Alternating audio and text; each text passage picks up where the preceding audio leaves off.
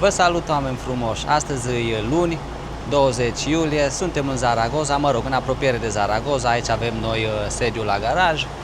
Îs aici printre camioane, deocamdată nu am primit curs, aștept să primesc cursă, așa că m-am gândit să vă prezint un pic camionul, să vă arăt noul meu birou, noul meu post de lucru. Camionul e un Ford F-Max din 2025. Are motor de 12.740, cred, și 375 de cai putere. E un Ford, arată foarte bine, e destul de nou, nu că e destul de nou, are doar un an, e foarte nou. Acum sper că m-au zis destul de bine că merge și camionul meu și camionul la alți colegi. Îmi place foarte mult camionul, nu se compară cu vechile camioane care le-am avut la cealaltă firmă, la Bogdia, cu tot respectul pentru ei. E un camion nou și total diferite condițiile. Acum să vedem cum o să fie și cursele, abia aștept să vedem care e atmosfera, cum o să fie cursele, care sunt procedurile pe aici, pe la firmă.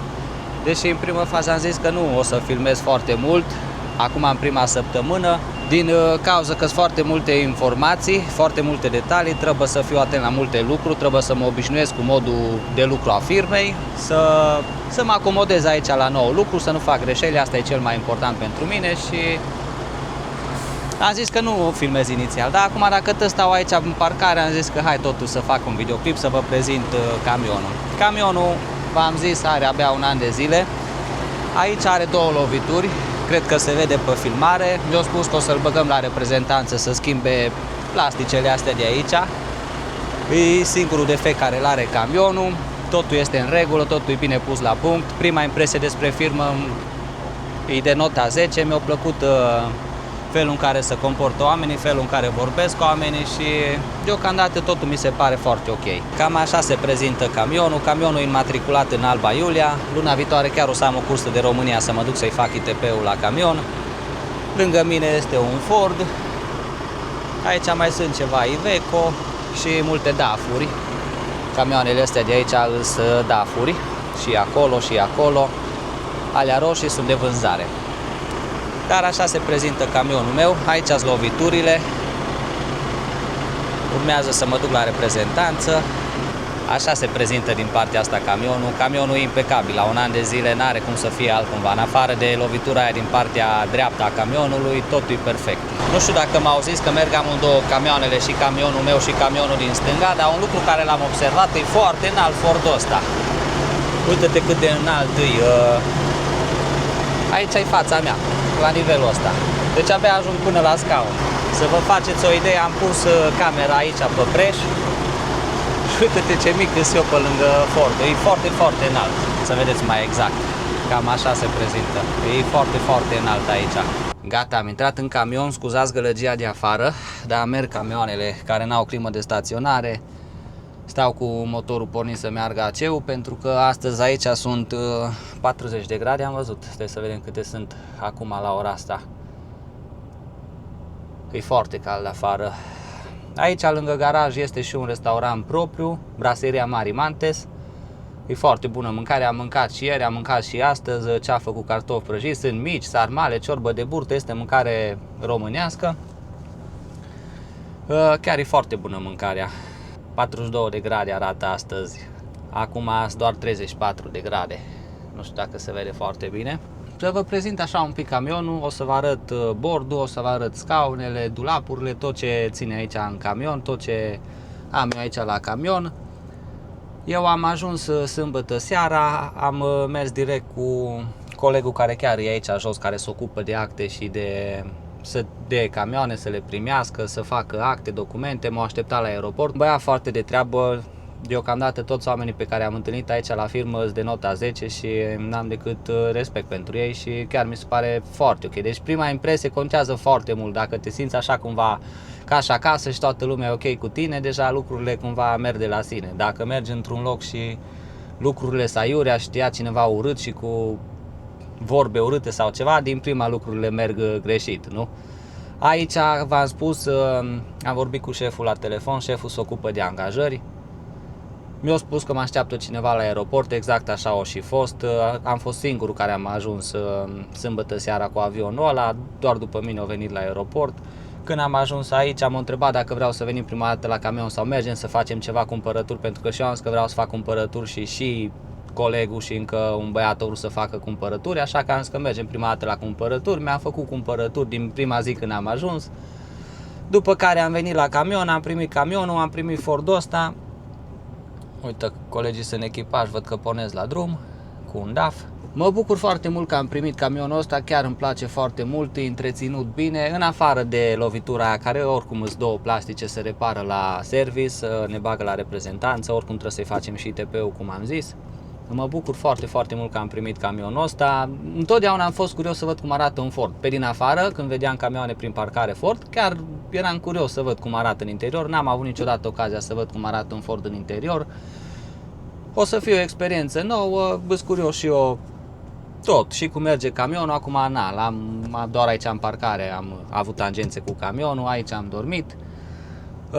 Ieri mi-au ajuns și bagajele, le-am trimis prin transport de ăsta de bagaje, am primit numărul de la șeful, foarte ok, și oamenii de la transport. Au venit în satul mare după bagaje, joi, duminică deja au ajuns aici în Zaragoza, au fost tot ok. Am plătit 160 de euro pentru bagaje, pentru transport, dar numai bateria EcoFlow are 25 de kg și îi 2 euro pe kilogram. Na, cu ce am mai avut eu, niște aparate, niște bagaje, scule, tot ce am eu nevoie aici la camion să mă descurc, bucătărie, tot ce am nevoie. Au fost 160 de euro, dar bagajul a fost în regulă, totul a fost livrat la timp. Mai comod de atâta să le iei din satul mare, fix de la mine din cartier, bagajele și să le aducă aici la poarta garajului. Nu puteam să-mi doresc nimic mai mult. Ieri toată ziua m-am pus și mi-am făcut curat pe aici prin camion, nu era foarte jegos, era doar prăfuit. Cred că a stat un pic camionul de când a lucrat, cine a lucrat înainte cu camionul ăsta, dar a fost destul de curat. Nu pot să zic că am avut ceva probleme, că mamă ce mizerie, au lăsat în sertare, să zic, știi? Acum prin sertare au fost unele lucruri lăsate. Eu am scos tot afară, am luat fiecare sertar în rând, toate compartimentele. La sfârșit am scos preșurile astea afară, am dat cu perea pe ele, am suplat praful. Na, am făcut să fie frumos. Sincer, cu tot respectul pentru Rare și vechea firmă, nu se compară un camion nou cu camioanele cu care am lucrat până acum. Deși mi-am făcut treaba școala și mi-am luat salariul și asta a fost cel mai important, dar un camion nou e un camion nou. Hai să trecem la treabă.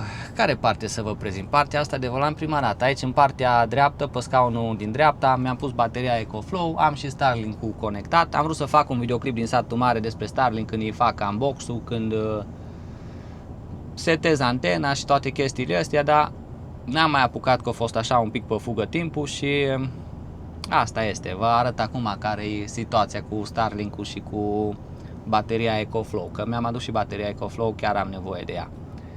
Acum Starlink-ul l-am scos afară deasupra pe cabină, că am un pic de trapă și am scos afară ca să prind semnal mai bun. Au fost pus aici pe bord, nu în fața șoferului în partea din dreaptă, dar aici pe bord și merea așa și așa, merea foarte bine, dar nu la viteza la care am vrut eu.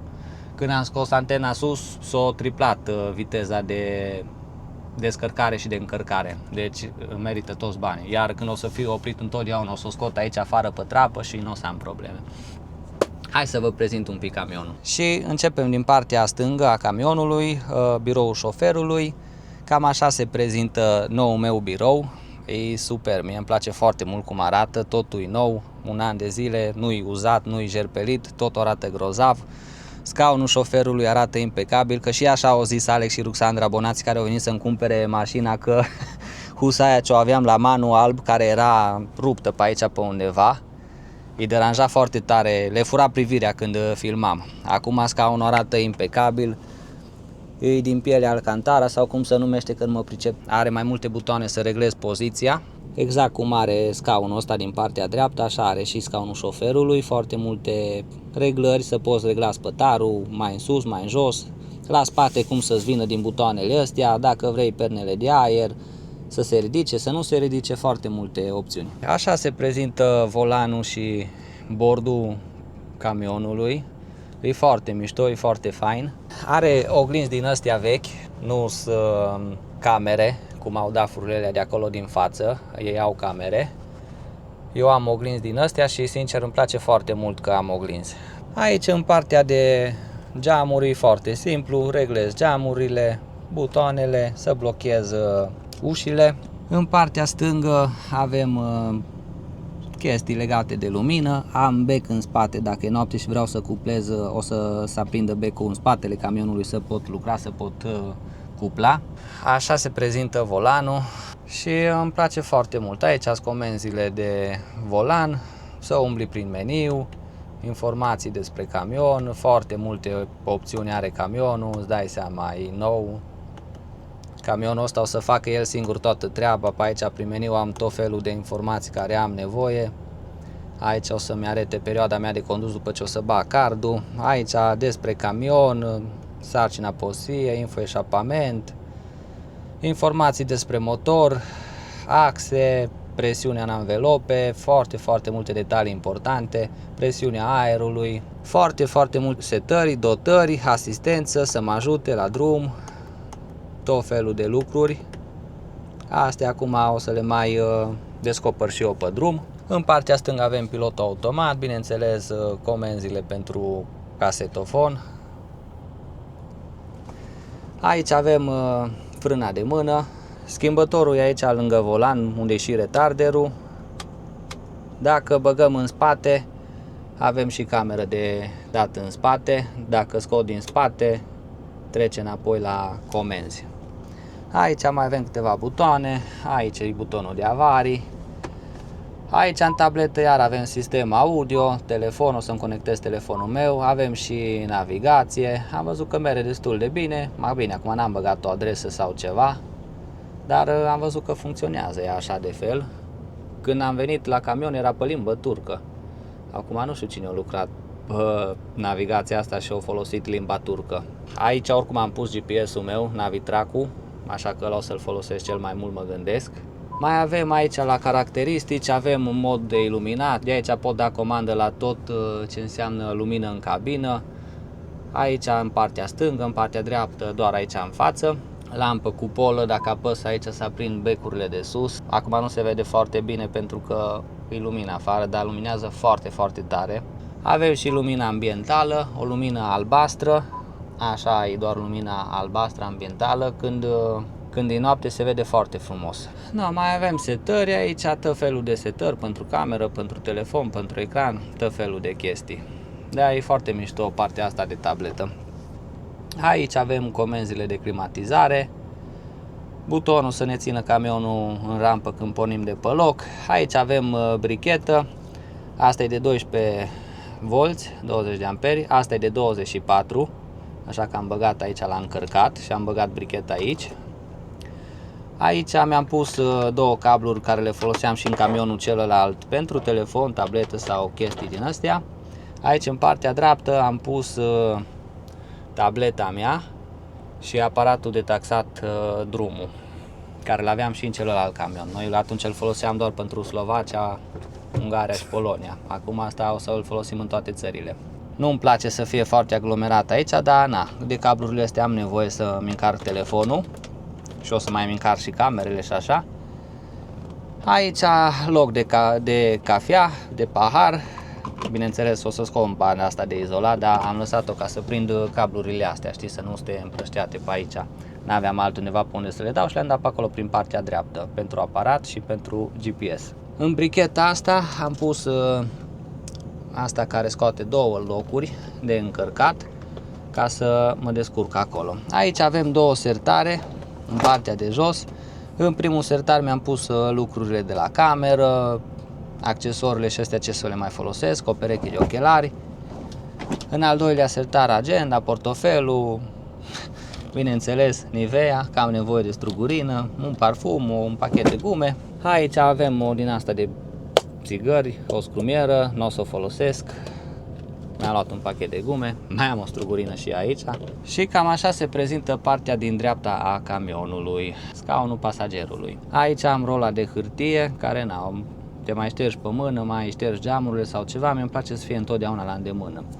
Aici în punga asta mi-am pus mizerile, am șters geamurile dimineață, oglinzile, erau foarte prăfuite și le-am șters oglinzile astea. La fel și oglinda asta din partea stângă am curățat-o, că era foarte prăfuită și să fie totul impecabil. Și deocamdată am pus aici pe cotiera asta punga de mizerii. Dar o să-mi iau un tomberon din ăla micuț și o să folosesc tomberonul ăla, să nu stea așa punga târnată. Mai arunci o coajă de banană, după un timp începe să miroasă. Bine, acum nu o țin o săptămână în camion, da, totuși. Și aici avem bateria EcoFlow. În momentul de față bateria are 56% baterie. Are 56% bateria EcoFlow. Știți când am încărcat eu ultima dată bateria asta? Când am făcut video ăla de prezentare, atunci când mi-a ajuns bateria. Aia a fost singura dată când am încărcat bateria de când o am eu. Am încărcat-o atunci până la 100%, după care am dus bateria la dubiță și am șlefuit pe acolo podeaua cu flexul, am mai editat un pic pe laptop. A fost 70 și ceva la sută bateria acum când am adus-o și aseară era 70%, o mers toată noaptea Starlink-ul și acum e 56%. Am scos-o de la încărcat peste noapte și nu s-a încărcat în timpul ăsta peste noapte, dar acum cred că o să o las un pic mai mult să se încarce până la 100% și o să încerc să o țin acolo prin 80-90% capacitate, să am întotdeauna curent când am nevoie de curent. Pentru editat, pentru făcut mâncare, pentru aparatul de cafea, că mi-am luat și un aparat de cafea, că am înțeles că o să mai conducem nopțile și ca și la cealaltă firmă sau ca și la orice firmă, depinde cum sunt cursele, că nu depinde de șef sau de cine se ocupă de firmă, depinde cum se nimeresc pur și simplu cursele, așa că mai conducem și de noapte, mi-am luat și un aparat de cafea și o să folosesc și acolo bateria EcoFlow, dar am încărcat-o acum câte luni. Nici nu mai știu când am făcut videoclipul ăla, dar am lucrat 3 săptămâni la cealaltă firmă după ce mi-am luat permisul. Eram fără permis atunci când am cumpărat bateria. Peste o lună jumate de când am încărcat bateria cu 220 și încă avea curent în ea foarte mult. Așa că e foarte bună bateria, mă bucur că am adus-o aici și hai să vă arăt cum o încarc. Știți că bateria se încarcă și de la panouri solare sau de la alternatorul mașinii și chestii de genul, dar eu mi-am cumpărat un cablu din ăsta de la brichetă și în momentul de față bateria încarcă cu 93 de W. În partea asta, la alta arată consumul care l-am în momentul de față, 24 de W, Starlink-ul, că doar Starlink-ul e conectat.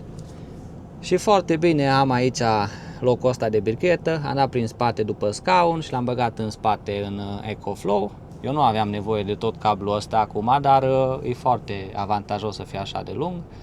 Eu mi-am pus bateria aici pe scaun, am zis că aici jos, eu știu, poate mai dau jos pe aici sau ceva să nu încurce și alt loc nu i-am găsit la baterie, sincer să fiu, dar am pus centura la scaun. Aici e centura, am băgat-o pe aici pe dedesubt, stă foarte bine bateria aici fixată pe scaun. Aici în partea din spate avem panoul unde se încarcă bateria, aici mai mergea panou solar sau alternatorul mașinii, dar deocamdată îmi fac treaba cu cablul ăsta. Și cam așa se prezintă bateria mea. M-a gândit dacă să o las aici pe scaun sau nu, dar eu zic că e foarte ok aici. Acum, Starlink-ul l-am scos afară pe trapă. La mine trapa se deschide doar atâta cât vedeți aici, așa câteva degete, doar să ridică partea din spate așa în sus, atâta se deschide trapa la mine. Și îi perfect să scot antena afară, să fie direct spre cer și am un internet foarte, foarte bun. Hai să facem un test de viteză să vedem ce viteză are în momentul de față. Perfect se potrivește camionul ăsta cu ce am eu nevoie. Și bricheta acolo ca să pot încărca bateria și trapa asta așa se deschide la fix cât iasă Starlink-ul afară. Intrăm în aplicație. Uite, așa cred că se vede. Arată că sunt online, că avem două dispozitive conectate. Aici statistici, rețea, obstrucții, aliniere, să-l aliniez fix așa cum trebuie. Uite, la mine nici nu e aliniat exact cum trebuie, ar trebui să o mai întorc un pic, da, nu mă deranjează că merge. Test de viteză, hai să dăm să vedem cât merge acum.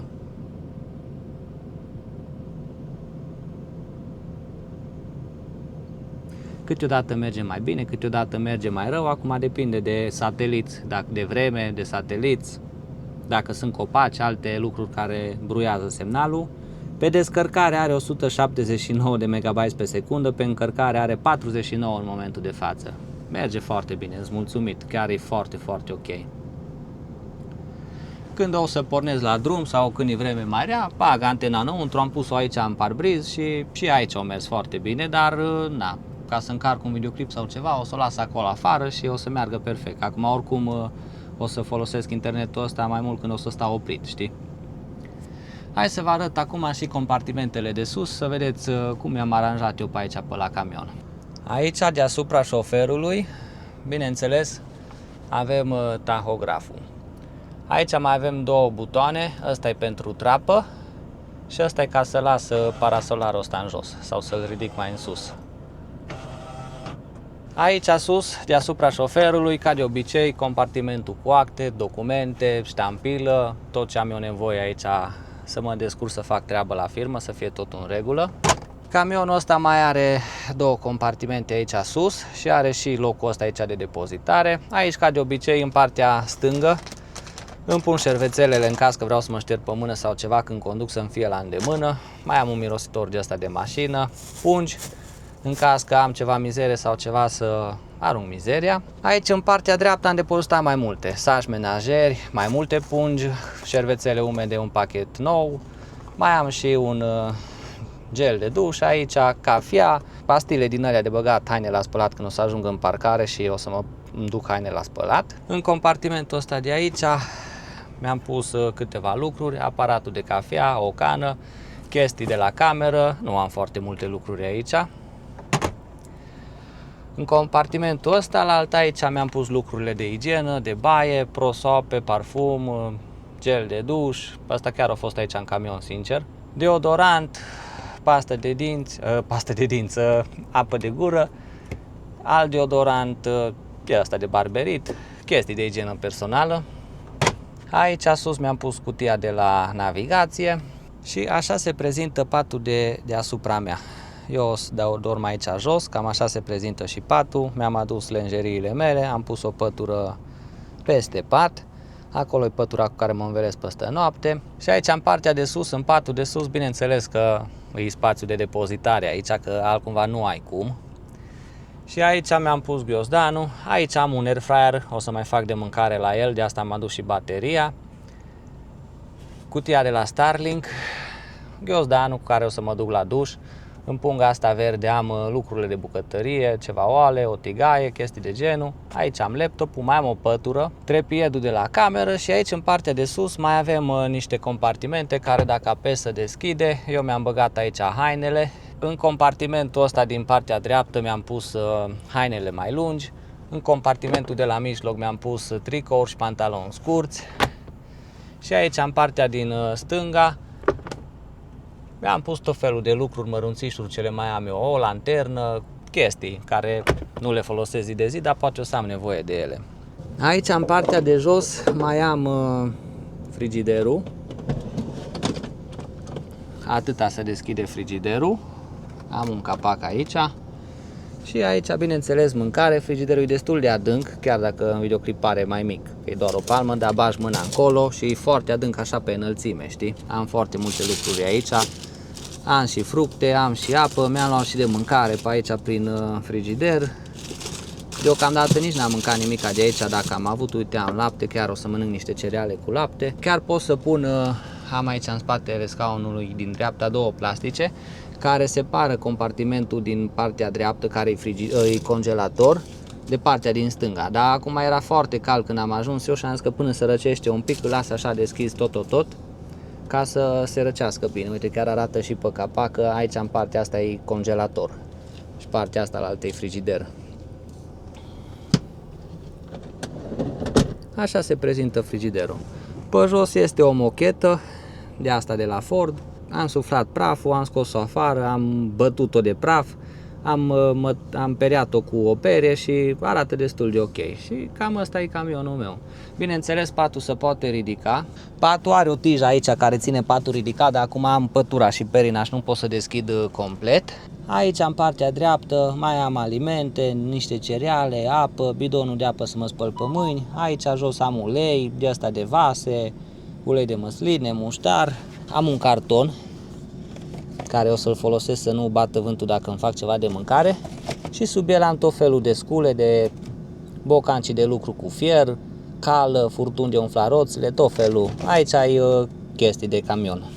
Aici la pat, la capul șoferului, avem comenzile pentru trapă, pentru încălzire, volum și lumini. Am tot ce am nevoie. Cam așa se prezintă camionul. Eu cred că vă place, cred că e frumos. Mie îmi place foarte mult cum arată camionul ăsta. Acum să-l vedem și la treabă, să vedem cum merge. Totul e nou aici. Pe partea aia unde e lovit o să mergem la reprezentanță. Văd că are și senzor de unghi mort acolo în partea dreaptă. Ăla nu vi l-am mai arătat. Aștept să primesc o cursă, când primesc cursă pornesc la treabă. Și camionul de lângă mine e cu un coleg nou, el a fost aici cu vreo 2-3 zile înaintea mea, deocamdată el nu a primit cursă, el a ajuns cred că joi, de vineri deja putea merge la lucru, dar deocamdată nu a primit cursă. Avem telefon de serviciu, asta e telefonul meu. Și avem aici niște aplicații, acum nu o să vi le arăt vouă, dar aici o să primesc cursă, aici trebuie să lucrez, să mă gospodăresc. Să primesc informații, să trimit informații și tot ce avem nevoie ca să fie tot ok și la lucru, nu doar aici în cabină. Cum vi se pare noul meu camion? Vă place? Eu zic că e un camion foarte frumos, îmi place. Deocamdată v-am zis, prima impresie aici la firmă, mi se pare că toată lumea e ok. Oamenii sunt frumoși, cu bun simț, vorbesc frumos. Deocamdată n-am nimic de reproșat și cred că tot o să fie bine. Trebuie doar să mă obișnuiesc cu cursele, cu modul lor de a lucra, cu aplicațiile alea, să-mi intre în reflex, la îndemână, știi? Să știu exact ce am de făcut, când am ceva de făcut, când trebuie să alimentez, cum trebuie să alimentez, ce am de făcut după ce am alimentat, ce facem când ajungem la descărcat, ce facem când ajungem la încărcat, să mă obișnuiesc cu cursele, cu traseele, cu rutele. Am primit niște documente acolo care mi-arată prin mare parte care sunt rutele pe care trebuie să le folosim. Acum, bineînțeles, una e o hârtie din aia, una e când te afli în trafic. Am și GPS-ul ăsta, am și GPS-ul meu, am și Google Maps-ul. Pot să mă folosesc și de el ca să ajung la o destinație. Chiar nu aveam de gând să filmez videoclipul ăsta așa de repede, dar acum dacă am zis că stau aici așa am timp, mai bine filmez un videoclip și știu că voi așteptați videoclipurile de aici și o să vă arăt și cursele pe care le am, o să vă arăt cum mă descurc, o să vă arăt care e viața pe comunitate, dar momentan sunt foarte multe informații pentru mine, trebuie să mă obișnuiesc, să mă acomodez cu noua firmă, trebuie să-mi fac treaba aici la firmă responsabil, să meargă totul perfect, să nu fac greșeli, să fac exact așa cum vrea firma, să fie toată lumea mulțumită și eu și firma și deocamdată nu știu cât o să filmez săptămâna asta, mă refer la curse. O să postez videoclipul ăsta acum, astăzi e luni, chiar dacă am timp, chiar acum o să mă pun să le editez și dacă apuc îl și postez. După care nu știu când o să filmez prima cursă, pentru că vreau întâi să mă obișnuiesc eu un pic, să-mi fac treaba bine, să nu omit ceva ce am de făcut, să nu fie probleme și sunt foarte, foarte multe informații acum pentru mine, e o schimbare. Ca la orice loc de muncă, trebuie să te obișnuiești cu oamenii, cu personalul, cu modul de lucru, cu toate detaliile și nu vreau să greșesc ceva și nu știu când o să filmez prima cursă. Vedem cum decurg lucrurile, vedem cât de repede mă acomodez cu lucrurile, cu informațiile, să-mi intre în reflex, după care o să vă prezint și vouă viața pe comunitate. Acum îs aici la garaj, după ce pornesc de aici, cine știe când mai vin aici la garaj și o să ajung prin parcări și o să am timp să mai fac videoclipuri, o să lucrez, o să avem curse, este de lucru, sunt materiale de filmat. Nu rămâne nimic de făcut decât să mă obișnuiesc eu aici cu rutina firmei și după ce m-am obișnuit un pic, dăm drumul la vloguri frumoase de aici din Spania, din Italia, din Franța, Germania, Polonia, unde o să mergem noi. Cum v-am zis, camionul are 1 an de zile, încă nici nu are 1 an de zile, luna viitoare face 1 an de zile. Trebuie să-i fac ITP-ul, ați văzut camioanele toate sunt matriculate în România. Așa că luna viitoare trebuie să mă duc în România. În data de 5 cred că expiră ITP-ul la camion, așa că săptămâna asta trece cumva pe aici prin Europa, după care o iau încolo spre România, că fac câteva zile bune până ajung în România și în data de 5 expiră ITP-ul. O să avem câteva curse aici, după care mă duc cu un drum de România. mă bucur că mă duc sincer spre România, așa cu o cursă din asta, că dacă încarc ceva de aici din Spania și mă duc până în România, mai că fac o săptămână pe drum numai încolo, până mai vin și înapoi, trece timpul mai lejer și pentru mine, cursele sunt mai lungi, traseul e frumos și o să avem material de filmat, așa că rămâneți alături de mine. Care nu sunteți abonați, vă rog să vă abonați la canal, îmi doresc să ajungem la 10.000 de abonați.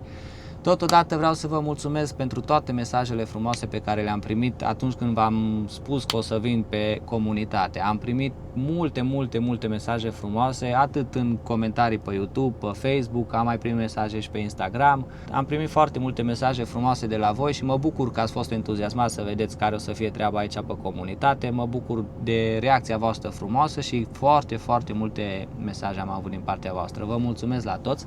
Chiar m-am întâlnit și aici la restaurant, la braserie, la restaurantul firmei. M-am întâlnit cu un băiat care zicea că mă urmărește și mă bucur că m-am întâlnit aici cu el, tocmai aici în Zaragoza, lângă Zaragoza suntem de fapt, într-un orășel micuț, nici nu știu exact, la vreo 20 de kilometri Zaragoza. Mă bucur că m-am întâlnit cu cineva tocmai aici care mă urmărește pe mine și băiatul ăla n-avea nicio treabă cu firma, pur și simplu a fost acolo la restaurant, la firmă, știi? Cam atâta cu videoclipul ăsta, cred că vă place și vouă camionul. Acum și eu sunt așa mai îngândurat, mai am și eu gânduri să fac totul în regulă, să fie totul bine, să fie lumea mulțumită de mine, eu să fiu mulțumită de firmă și cam asta e situația în momentul de față. Aștept, acum ai 3:30, poate primesc o cursă de noapte, nu se știe. Când primesc o cursă, pornesc la treabă. Deocamdată totul e în regulă, v-am zis, și cam asta e situația. O să urmeze videoclipuri și de la curse, dar câteva zile cel puțin nu o să filmez deloc, pentru că vreau să-mi fac treaba așa cum trebuie, să mă obișnuiesc cu modul de lucru de aici de la firmă și să fie totul bine. Și plus că sunt trasee noi și destinații noi și nu știu, dacă mergi prin Paris, pe acolo e destul de complicat să circul pe acolo până te obișnuiești, iar rutele până trec o dată pe acolo pe traseul ăla și mi-intră așa în cap, e așa un stres pentru mine în momentul de față, știi, să fie bine și cursele și traseul și tot. Dar mă obișnuiesc eu cu toate și toate au un început. Și când am mers prima dată în Polonia cu Rareș, am pornit seara amândoi, eu cu camionul ăla alb Rareș cu camionul lui galben, că atunci conducea și Rareș mai mult.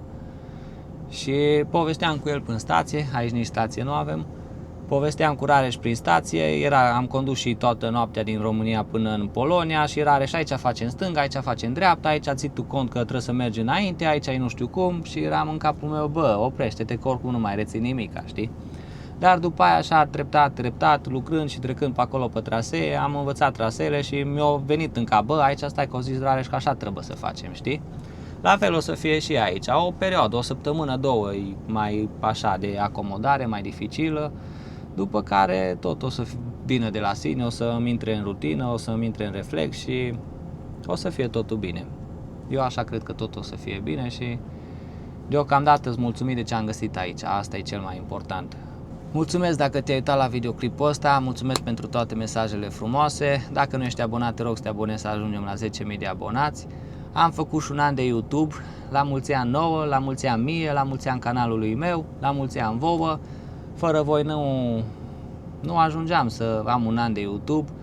În data de 15 luna asta am făcut un an de YouTube. N-am apucat să fac un videoclip sau ceva special aniversar, deși mi-am dorit, dar m-am prins chiar în perioada asta cu schimbarea, așa că gândul meu a fost mai mult aici, să fie totul bine, să am tot ce am nevoie aici, să fac lucrurile așa cum trebuie și n-am apucat să fac nicio postare.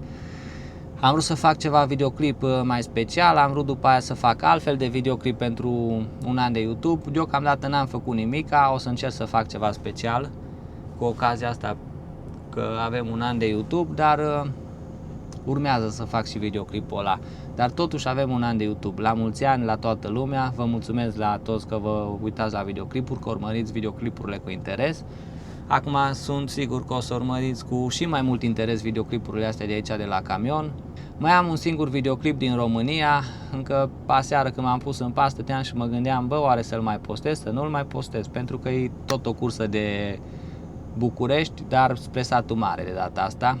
Dar mai aveam videoclipul ăla filmat și probabil o să urmeze videoclipul ăla după videoclipul ăsta, după care urmează cursele de pe comunitate și până atunci mă acomodez și eu un pic cu lucru, trec câteva zile, o să mă obișnuiesc cu tot ce am de făcut și o să-mi fie mai ușor să filmez și vreau să filmez liniștit, fără stres și să fac treaba în primul rând pentru care sunt aici și pentru care mi-au salar.